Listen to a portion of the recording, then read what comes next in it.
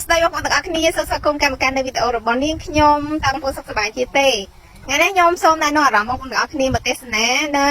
ទេសភាពខ្លះៗនេះរដូវប្រាំងហួតហែងតាំងពីខែ12មកដល់ឥឡូវខែ4នេះគឺមានភ្លៀងទេថ្ងៃនេះខ្ញុំចង់នាំរបស់ថ្មីមួយដើម្បីចែកជូនបងប្អូនទាំងអស់គ្នាហើយមុខនេះគឺមុខ original ចាទូរស័ព្ទគឺវា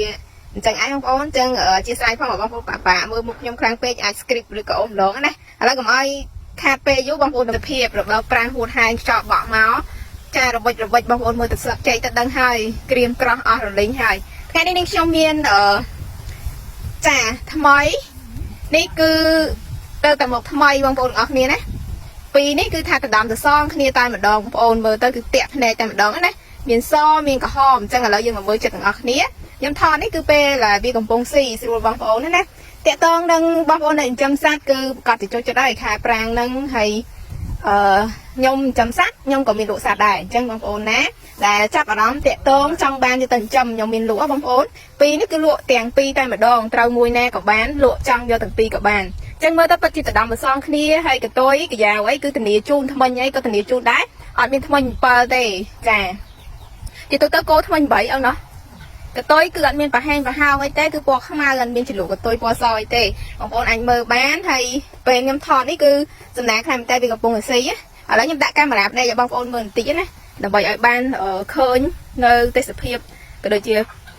វាគូមគ្នាអញ្ចឹងគូមគ្នាបងប្អូនខ្ញុំទៅតាយកមកបាន2 3ថ្ងៃទេគឺវាអត់ទាន់សាំងទេណាយកមកកងាទឹកឥឡូវថ្ងៃប្រហោឲ្យបងប្អូនស្អែកសុកអញ្ចឹងបងប្អូនអាចមើលចិត្តបានមើលឲ្យបងប្អូនណា